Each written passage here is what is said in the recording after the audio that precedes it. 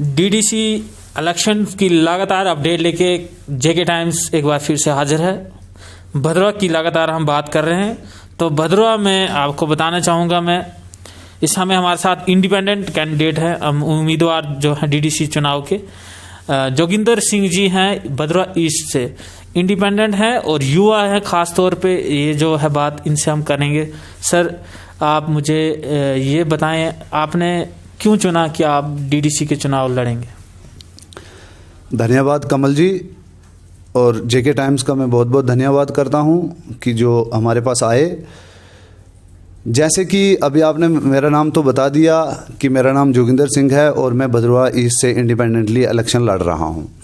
तो मेरा मेन कारण इस इलेक्शन में आने का ये है कि यहाँ की जो यूथ है, यहाँ की जो रोड की कनेक्टिविटियाँ हैं, यहाँ का जो टूरिज़्म है, तो उनकी बहुत खस्ता हालत है।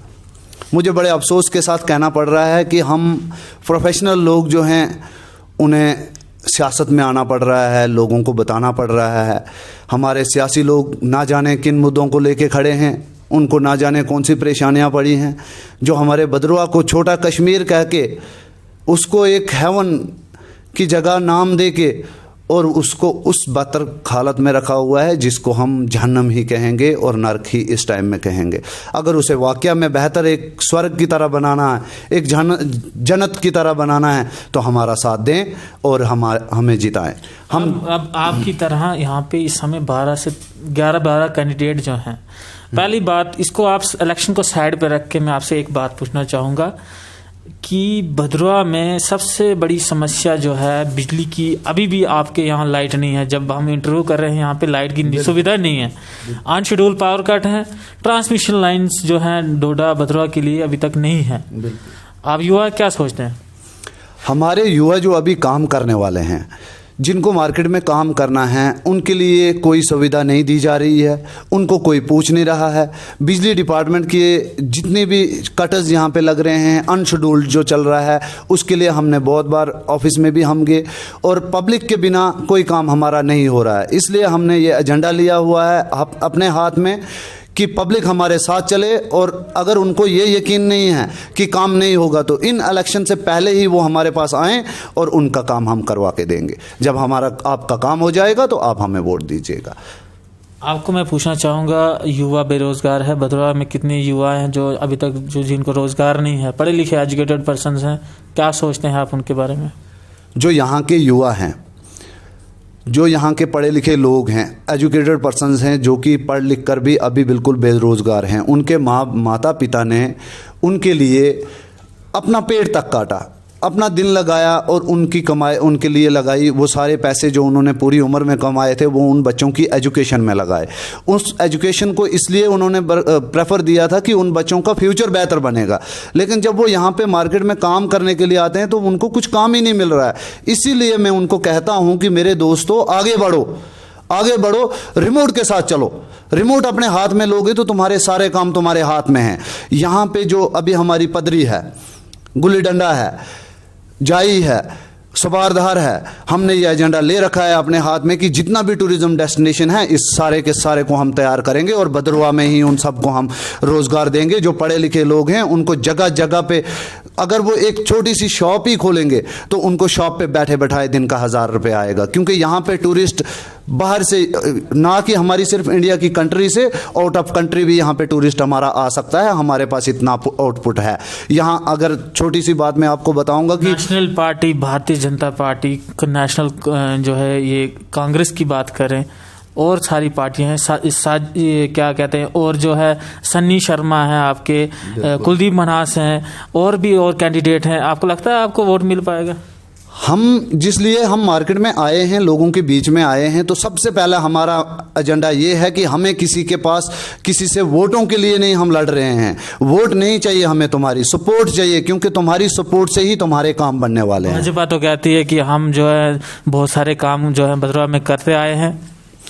अभी जो पार्टियां कह रही हैं, पार्टियों ने ये कहा कि हम जैसे भाजपा का आपने नाम ले रहे हो, कांग्रेस का ले रहे हो या किसी एनसी का लेते हो, तो जो भी कहता है कि हम काम करेंगे, तो मैं उनसे यही पूछता हूं या मेरी पब्लिक उनसे ये बात पूछे कि उन्होंने किया क्या अभी तक। 127 सेंटर की स्कीमें वो कहते हैं कि हमने जो है यहाँ पे दी हैं, लाई हैं, या और भी कई सारे मुद्दे उनका कहना है।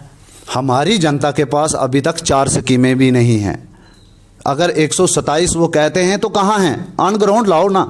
ऑन ग्राउंड अगर हैं तो हमें क्या ज़रूरत आन पड़ी है कि हम पब्लिक में ऐसे ही बोलेंगे पब्लिक को कि यार आप इस साइड ना जाओ, हमारी साइड आओ। हमें क्या ज़रूरत थी? हमारे साथ तो भाजपा बहुत अच्छी थी, हम उसी के साथ चल लेते। सेंटर से जो स्कीमें आई हैं हमारे देश में, हमारे देश के लिए पूरे जो सेंटर ने स्कीमें बनाई, वो कहाँ हमारे यहाँ पे भदरवा में आई हुई हैं? 4 स्कीमें जो है, जैसे कि हमारे लोगों को खाद मिलती है फ्री में, सीज़न पे 1 साल के 2 सीज़न आते हैं जिसमें सरसों का बीज उनको मिलता है, मक्कियों का बीज उनको मिलता है। किसी को पूछे, कोई 10 आदमी होंगे जिनको फ्री में बीज मिला होगा, बाकी के क्या ज़मींदार भदरवा में ना रहते हो? उनको कुछ नहीं मिला अभी तक। ज़रा ग्राउंड पे जाके पूछें, हमारी पब्लिक कोई बोली वाली नहीं है, उनको सब कुछ मालूम है, वो उनको सब कुछ पता है खुद में कि उनको क्या मिला है या ना क्या नहीं मिला। आप युवा हैं, 4G इंटरनेट है नहीं, क्या करेंगे? जब हम पैसा दे रहे हैं 4G इंटरनेट का, हमारे साथ हम जो रिचार्ज करवा रहे हैं तो वो 4G इंटरनेट का रिचार्ज हो रहा है हमारा, लेकिन हमें 2G स्पीड में ही काम करना पड़ रहा है। तो वो किसकी गलती है? सरकार किसकी है आज? और कौन है आगे जिनके जो ये काम कर रहे हैं?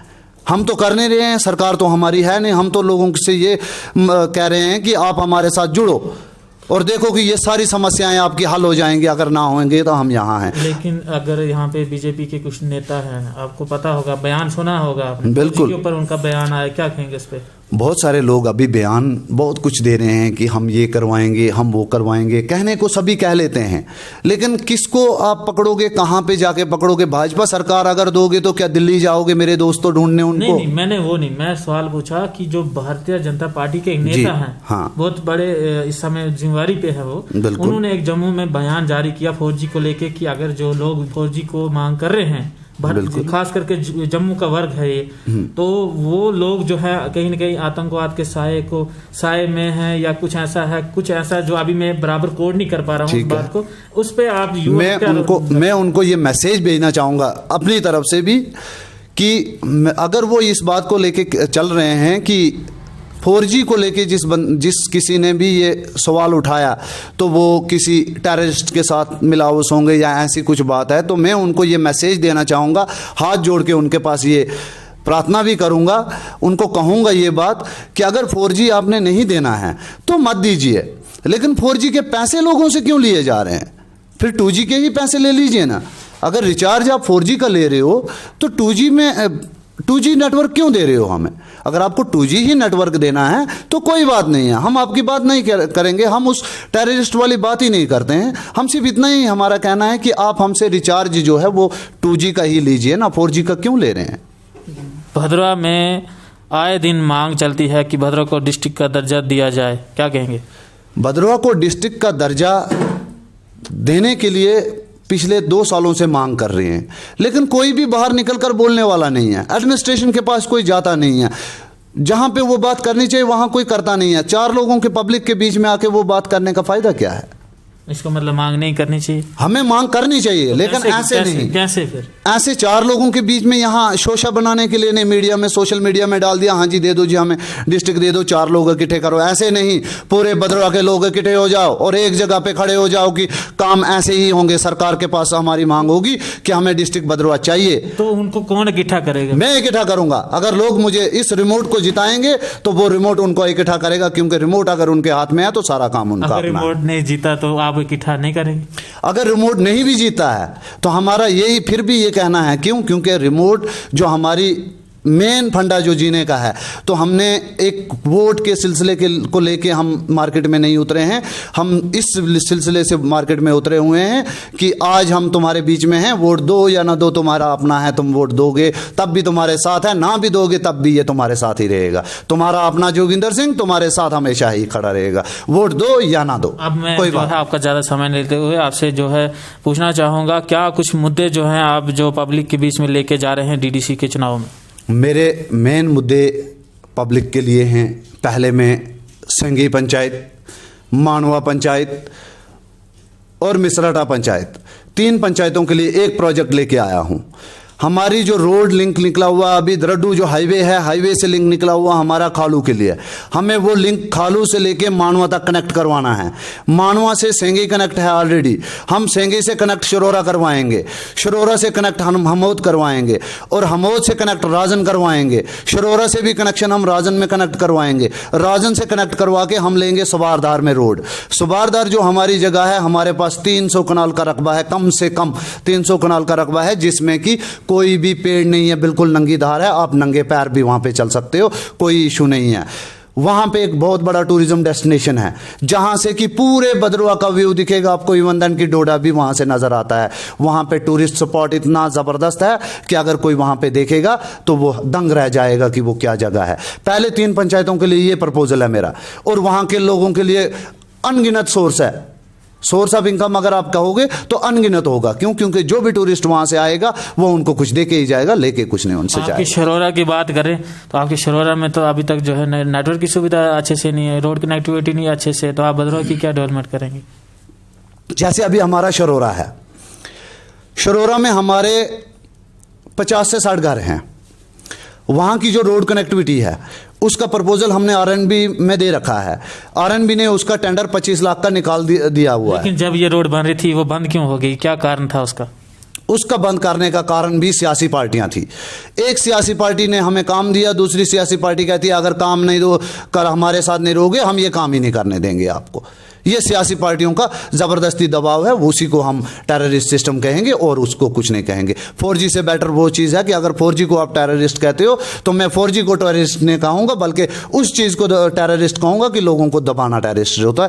किसी काम को अगर कोई पार्टी या कोई बंदा हमें काम करके दे रहा है अपोजिशन में जाके, तो उसको बोलो अगर तुम हमारे साथ नहीं आए हम तुम्हें यहाँ ये काम ही नहीं करने देंगे।